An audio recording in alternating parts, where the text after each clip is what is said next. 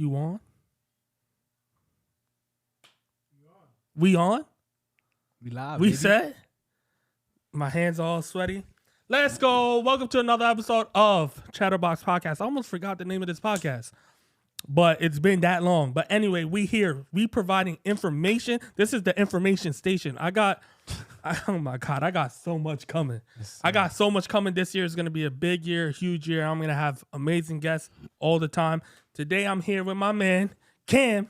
Yes, sir. My brother. Let's go. My brother. Appreciate you for having me, for sure. Wealthy Cam to you guys. To me, you know, call him Cam, Killer Cam, whatever. All right, so today we're going to be talking about something so important. The important behind today's episodes is the value that's going to come out of today's episode is just crazy. So we're going to get right into it. Let's do it. Because let's talk about you. What do you do? What is your profession? What is your craft? Well, first off, I'm a son to the best mother in the world, right? Yep. That's non-debatable. Now, second, I help entrepreneurs leverage credit to grow their business and increase their cash flow without using their profits. So that's pretty much what I do in a nutshell. Bang. Do you feel comfortable? Like, do you feel comfortable with the... Yeah, we good. We straight? We Nah, good. you feel me? We good. I knocked down the mic earlier, but all right, we straight. Cool, perfect. So, credit. Please, in a nutshell, explain to me what is credit? Like, if I was a 5-year-old kid, because there's a lot of people who just have credit and not know how to use it. These are the people who think that they could come across $1 million, that wish for $1 million, and it's like, bro, if I give you $1 million, you're just gonna mess it up. You know, Facts. you could learn now with credit. So, explain to me what's credit. Well, credit, simply put, is all about trust, right? So can I trust you with this money that I'm about to approve you for, or with this car that, you know, you're about to get approved for? Can you make those payments? So at the end of the day, it's all about trust. So that's, you know, simply put, and any 5-year-old or 5th grader can understand, it's all about trust. Can I trust you with this money that I'm about to give you? Okay, that's good. Can you trust me? Because there's a lot of people that are untrustworthy and that got credit cards, but you're not gonna. That's a topic for another day. Yeah, that's for another episode. But explain to me, is credit important? Do you feel like credit's important? Oh, credit is super important, especially like once you get, you know, past like 21, even when you hit 18. Credit is your adult resume, right? So if you want a car, they're gonna run your credit. You want a crib, you want to get a credit card, whatever the case may be, for the most part, they're gonna run your credit, right? So it's super important, right, to not only have credit, but to understand how to properly utilize credit. Okay.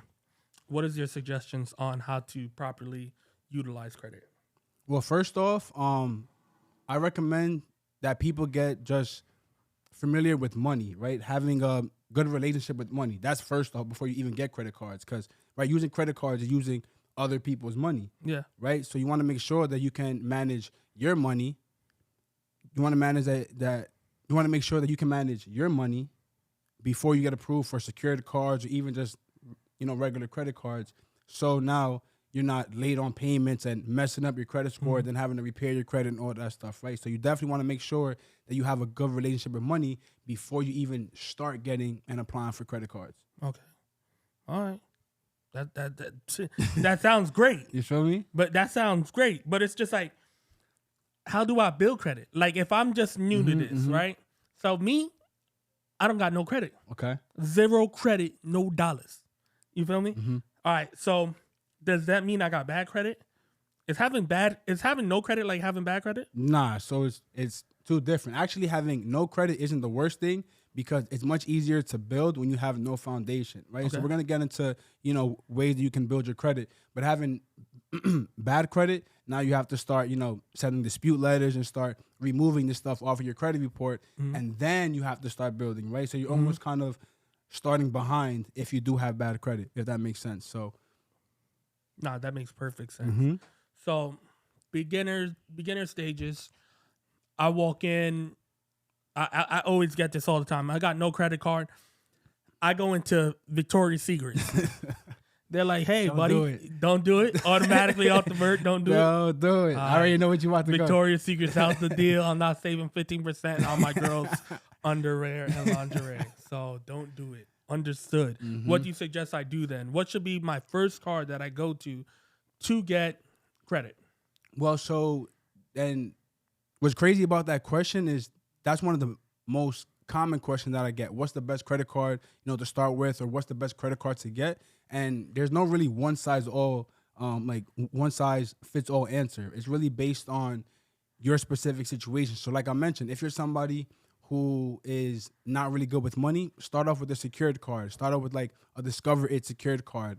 They also have a student credit card as well. So for students who have no credit or little credit, that's super easy, for you to get approved for a Discover credit card, or even like a Chase student credit card, right? Just to start learning how, credit cards work, your statement date, minimum date, just things like that.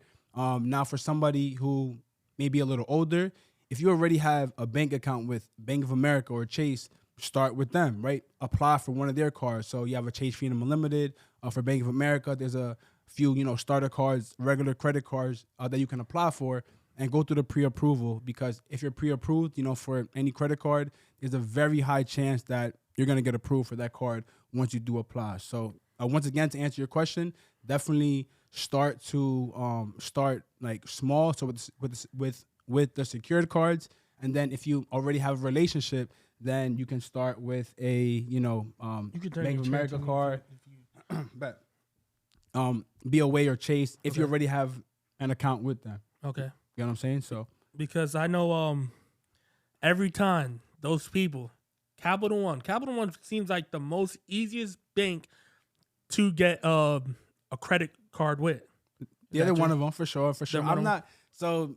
And this is just from personal experience. I'm not crazy about Capital One, only because, one, when you apply for their cards, they'll pull all the credit bureaus for the most part, right? So you have Experian, Equifax, and TransUnion.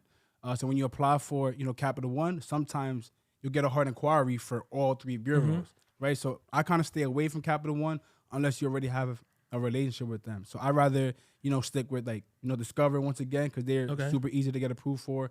Or even a Chase, because Chase is one of the bigger banks. And then even deeper than that, start building a relationship with a credit union, right? Navy Federal. You got Penn Federal as well, which is just like Navy, but just not as popular. So I'll definitely start with those banks.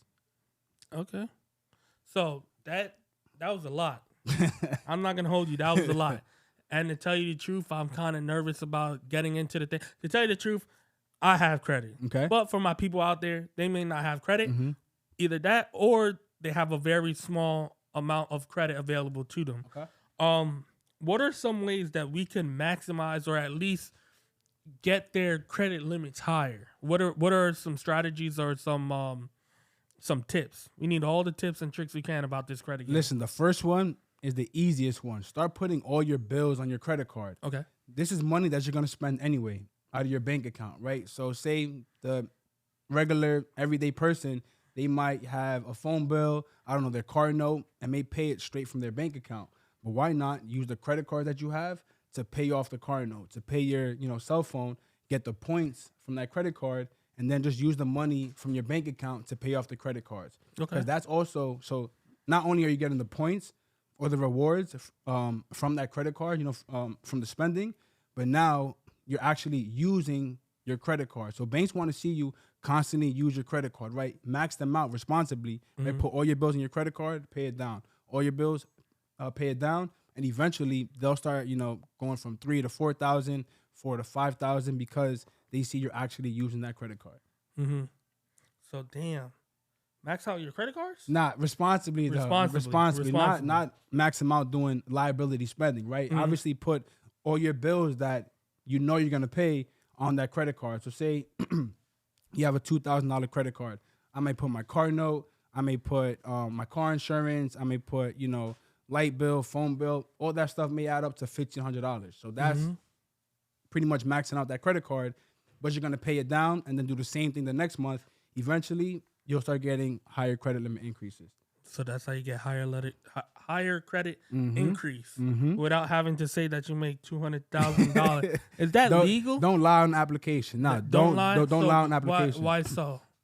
Well, because banks can come back and do what's called a financial review and ask for your tax returns, ask for proof of income.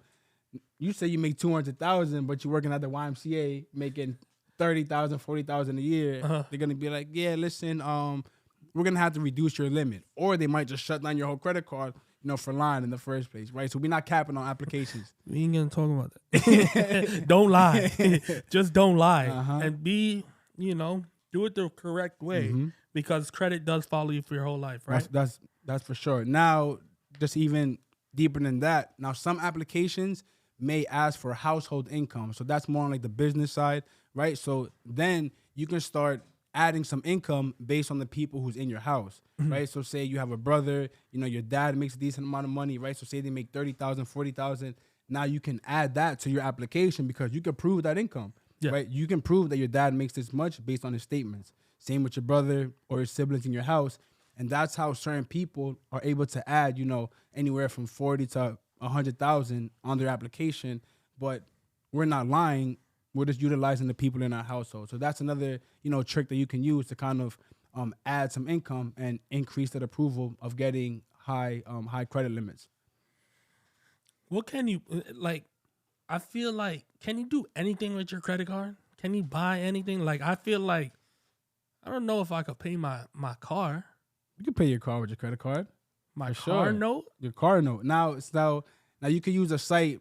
I'm about to give you some games. You can use a site called Plastique. Okay. So Plastique is PLASTIQ. Okay. Right? So that's a site that will allow you for a fee, obviously, because they got to get their cut. But Plastique allows you to pay, your car note or bills that may just say, listen, you can only use your checking account or something like that, to pay your bills. Use Plastique. They do charge a fee, but you're gonna get that back with your points or with cash back, right? So use Plastique to pay off your car note, and now over time of putting your car note on your credit card, now you can start asking for the those credit limit increases. And we need those increases. We need those increases. And on top of that, you should be asking for a credit limit increase every 90 days. Every 90 days? Every 90 days. I was telling people every 6 months. Well, some of them won't allow you to increase it up until every 6 months. Like the Apple Card just moved to every 6 months, right? So that card you have to wait. Once you get approved, you have to wait, 6 months for that. Are you getting a hard increase, by asking for an increase? So sometimes you will. Like for Chase, you will. So if you call and Chase says, "Hey, listen, we'll approve you, but it's going to be a hard inquiry," then for that you might leave it alone. Right, go to somewhere like American Express. American Express, you could do it right on the website. Navy Federal, right through the app. Discover's another one that you can do, right through the app. Right, just press a few buttons, and they'll approve you, for anywhere from 2,000 to 4,000. Right, so just always make sure that if you do ask for the increase, that it's not going to be a hard inquiry. If it is, then you could just apply for another credit card. My next question to the credit man right here. Yes, sir. APR, what does it mean? Because I be talking all the day, have 0 APR or have a low APR. What does it mean? Annual percentage rate. So that's how much. Yeah, so that's how much interest you're gonna get charged over the year for that credit card. Now, some credit cards have 20%, 25%. So I recommend you apply for credit cards that have 0% APR for like a certain amount of months. So, for instance, the American Express Blue Business Plus, it's on obviously the business side. They have a 0% APR for 12 months. Okay. Right. So that means that you won't get charged any interest for 12 months. So you want to use those cards to kind of maximize your investments because you're not going to get charged any interest. 0 interest. That's like free money, free game. Basically, right? Free money. That's it. That's some sauce right there. Yes, sir. Because I'm like, man, I told people the other day, people went all crazy for the holidays, spent a bunch of money, and should have applied for a new credit card and had 0 APR anywhere from 12 to 18 months, and then split those payments up between 12 to 18 months and they spent $5,000. 5,000 divided by 12 is what? You know what I'm saying? I'm gonna guess no, it's not 200. No. We're not gonna guess. You're not gonna guess. Well, we're gonna get it. We're gonna get it right. $416 every month. So if you had, that's good. What you rather do? Pay, and then on interest is gonna bite you. Oh, for sure. Because then you're gonna be paying all this money. I got like that. You're gonna be paying all this money, and you're gonna be like, oh yeah, I'm doing such a great job paying down my card, and you're like, wow, all of it's going to interest. $10 is going to the actual bill, and it nowadays I feel like credit unions must have got sued. You could see that there's a projected time on the bottom sometimes that it says, oh yeah, it's gonna take you 8 years. Oh yeah, to pay off $3,000. And it shows you how much is the balance, how much they're actually gonna get. Like, hey, guess what? I'm gonna get 8,000. You're gonna pay us this much. You're gonna be that's crazy returns on the credit union. This kind of thieves, the kind of crooks. So we're gonna get it back in points. All right. So what is on the personal side of credit? What is the lowest and the highest credit score you can have, and how can we raise it?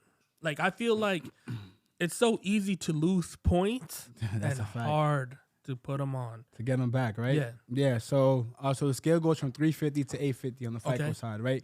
Now the easiest way to increase your score is just pay your bills, right? Pay your bills on time. I mean, it sounds cliche, right? But pay your bills.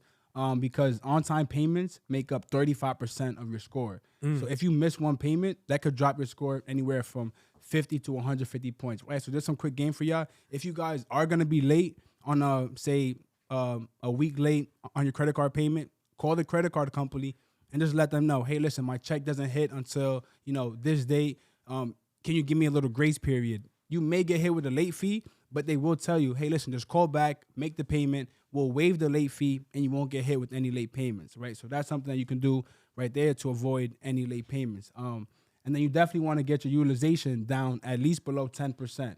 Some people may say 30, which is good, but if you want to raise your credit score, right, because we're not talking about the bare minimum, we're talking about like increasing your credit score, you want to get it below, 10%. So those two things right now, just making sure you pay your bills and then bringing your utilization down will definitely help you increase your credit score. To the max. To the max. To the moon. So 350 to 850? Yes, sir. Is that hard to do? That's hard to do. It's not impossible because people have done it, right? But anywhere from if you have over a 700 and a good credit report, you should be good. You should be good because a lot of people worry about the credit score and not so much of the credit report, right? So that's something we could definitely get into. But the credit report is what you really should be focusing on. Okay. Right? Because some people could have a 750, like I was talking to my boy earlier. You could have a 750 and, somebody could have a 680, but the person with the 680 might have a better chance of being approved because they may have, car loans, multiple credit cards, and show history that they can pay something back. The person with the 750, they may just have one authorized user account and maybe like a self account. Yeah, okay, those are good accounts, but those don't really show me that you can pay back these big balances. You get what I'm saying? Yeah. So on average, when you first get your credit card, how much do they usually give? On average, I want to say like 500 to 1,000. It really depends. Okay. But I want to say anywhere from 500 to 1,000. And keep it on the 10%.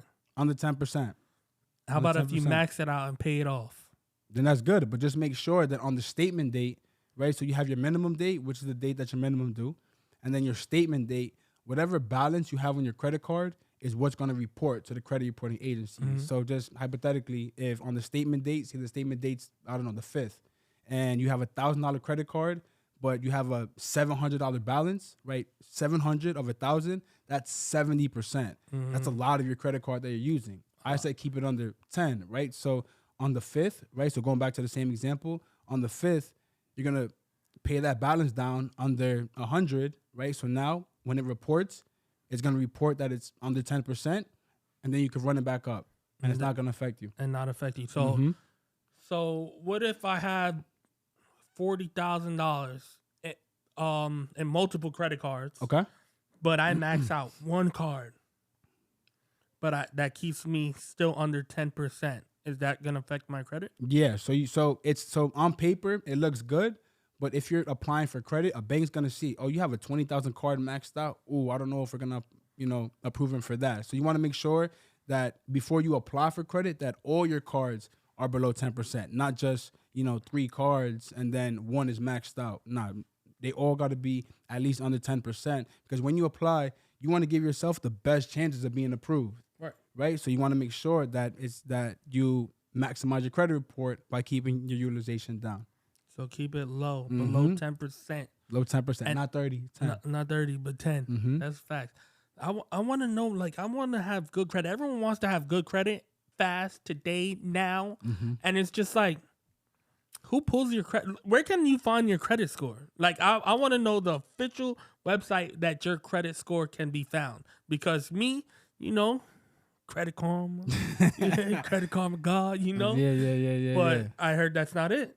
Yeah, so just real quick on the whole Credit Karma stuff, because I know a lot of people talk about it. So Credit Karma, it's accurate, right? Let's just make it clear. It is accurate, but Credit Karma shows you what's called your Vantage score, right? So I'm going to break it down like super simple. So you only have 2 scoring models. You have Vantage and you have FICO.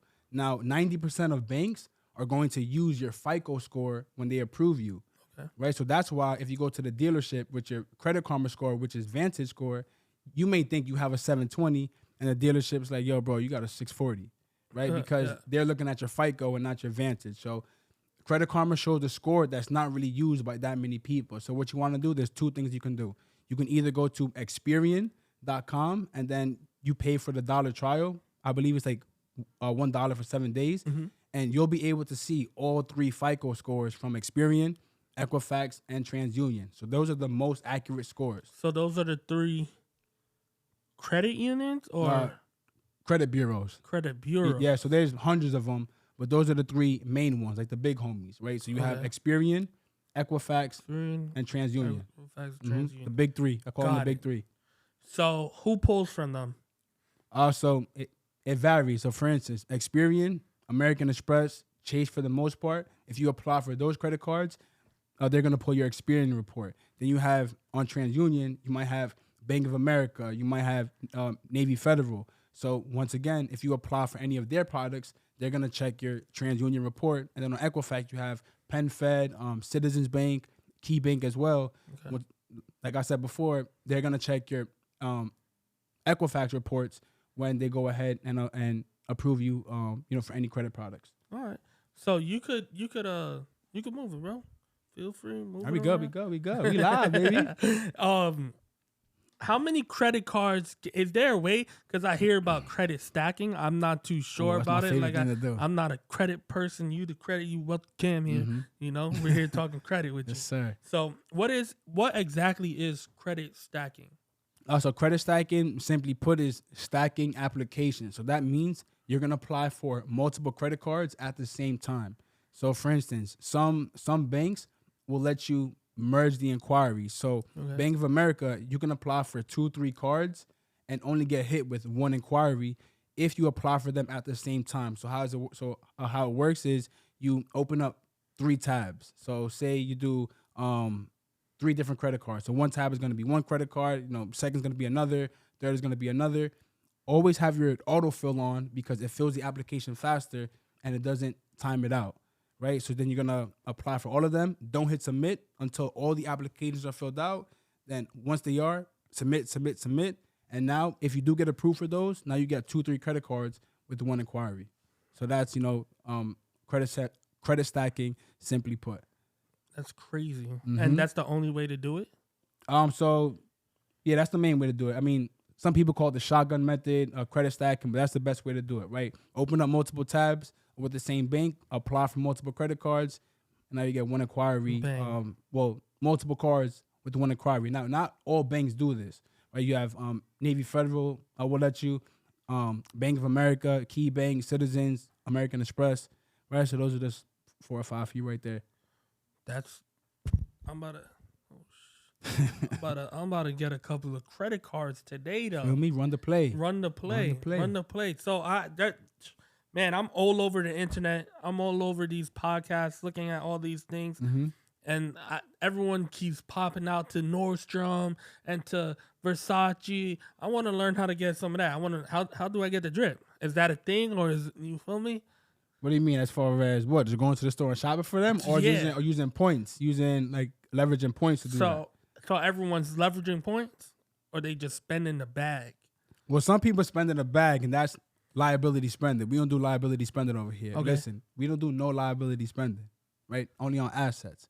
Only on Now, assets, okay. now, what you can do is you can start utilizing your points and start using those to get gift cards. So, for instance, American Express will let you turn your points into Saks gift cards or Neiman Marcus gift cards. So, if you have a business and say you have the American Express Gold Card, you get 4 points for every dollar that you spend on ads. Okay. Right? So some companies spend $5,000, $10,000 a month on ads. That's 40,000 points right there just on ads. So you could turn around and get gift cards. What do you mean ads?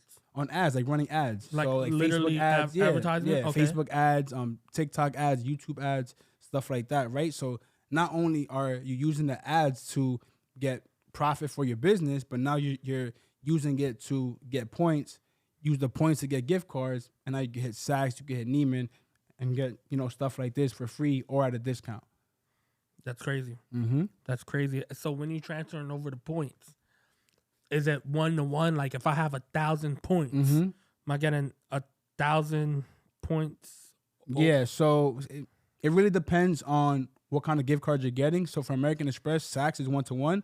Now, some people may not like to use American Express points for gift cards. Most of them like to use them for travel because, when it comes to the travel side, you do get more points, more for your points. But I'm not really on that level yet. My thing is more about the funding, credit repair and stuff like that. But yeah, so some people will utilize the points for travel, but to answer your question, yeah, for the most part, the points are 1-to-1. Now, American Express is the worst to use points to pay for stuff though, because you get like 0.7, per $1, which is less than $1 per point. Yeah, and you don't want to stay. You want over $1. You paying all that's these nothing. fees. What, 70 cents on the dollar? We're not doing that. Yeah. So, how? This is crazy because it's like credit. You need credit. Need it. Mandatory. You need credit. Mandatory. That's the first thing to do to start. Like, all right, so bet. We know what credit is. We know how to build it. We know how to check your credit. We know what APR means. I want to know, is there a difference between personal credit and business credit? Because I know there's a lot of people. This is an entrepreneurship podcast, and people are gonna want funding. And I tell people this all the time. One of the hardest things about businesses is funding. For sure. You know? So is there a difference between business credit and personal credit? Yeah, huge difference. So one of the biggest differences is that most business credit does not report to your personal credit. Okay. So if you could buy a shirt on your personal credit, it's gonna show up. On the business side, for the most part, if you buy a shirt or if you buy even some candy, it's not gonna report to your personal, what you want, right? Because you can max out a business credit card and it not show on your personal, and you won't get a hit to your personal credit score. And when it comes to personal and business, you always want to separate your personal stuff from your business, and business credit is definitely a way that you can do that. So how do you get the business credit?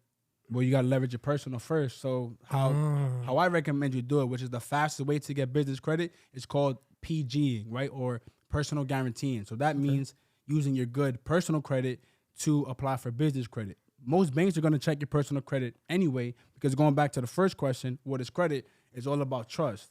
So I'm going to give you business credit, which for the most part, they're going to give you 2 to 3 times your personal limits, right? So which is more money. So if I'm going to give you more money, you got to show me that you can be trusted with this money. So you want to make sure that you're taking care of your personal, you're raising your personal credit limits, and making sure you're responsible on the personal side.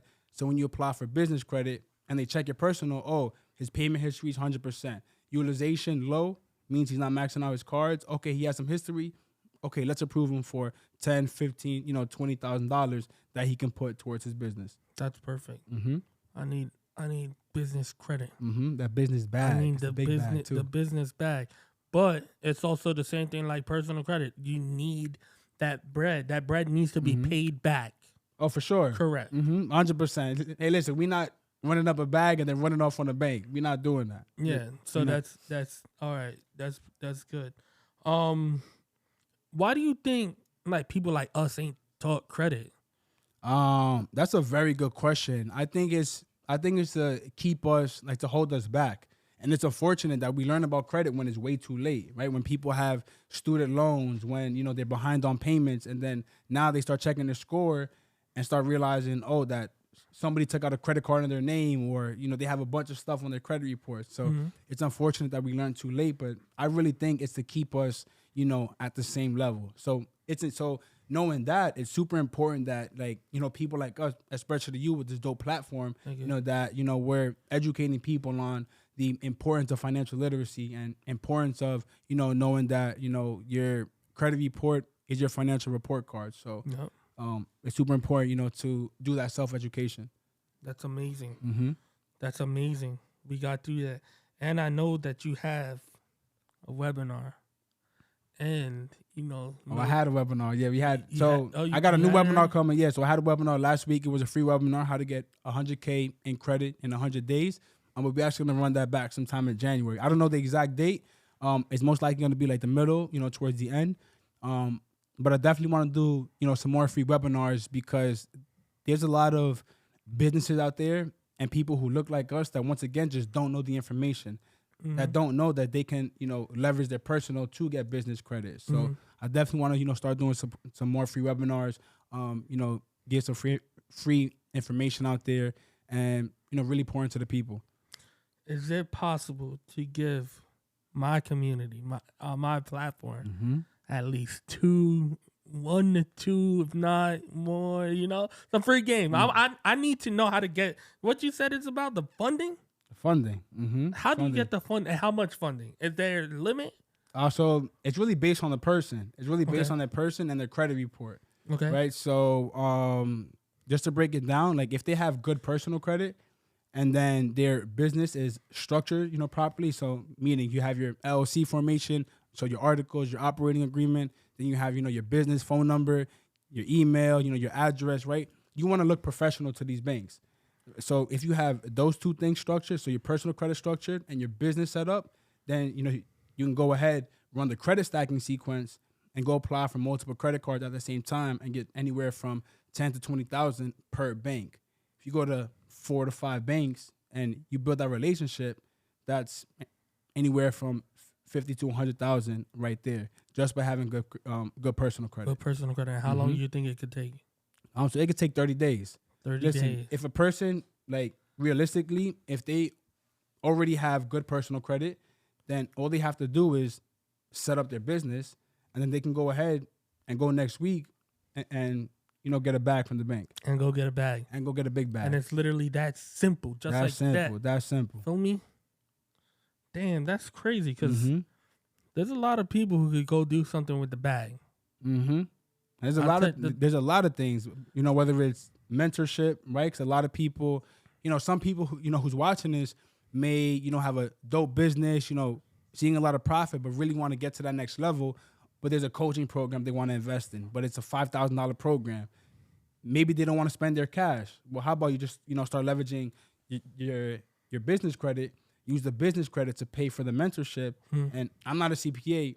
Make sure you check with your CPA. But last time I checked, education is a business expense. Okay. Right. So you could possibly write it off for your taxes. Once again, make sure you check with your CPA. But that's just little stuff that you can do right there. That is a fact, man. Thank you so much. And I know it doesn't feel like 30 minutes, but it's been 30 minutes. Damn, that shit went by quick. That went by quick. And it was just you spitting game. This camera view is just gonna be on you the whole time. All right, where can we find you at, man? What platforms you on? When's the next webinar? What we got going on? I got you, right? So you can find me on Instagram, TikTok, Facebook, Wealthy Cam. That's Wealthy Cam _, Wealthy Cam with the underscore at the end. YouTube channel coming soon. Okay. And then, like I said, I have the free webinar that I'm doing in, January. And I definitely want to do something super special for you guys, right? Because I have a mentorship, showing entrepreneurs my 3-step process on how to, structure their personal credit, set up their business properly, and then what banks to go to so they can go ahead and get 100K in credit, right? So that program is $14.97. It's a lifetime program. But, for the Chatterbox listeners, feel me? I got to do $300 off. So that's $11.97 just for you guys, though. just for us. Just for you guys, right? Just So for DM us. me the word or message me on Facebook or whatever, Chatterbox, and I got you with that And he discount. got us, and it's just like that again. Just like that. That's crazy. Yo, thank you so much. Nah. Appreciate you for waiting. Appreciate this long project we had and everything we had going on. For sure. Thank you for everything. Cam. Later, guys. Another one in the books. Peace. Peace. Bro.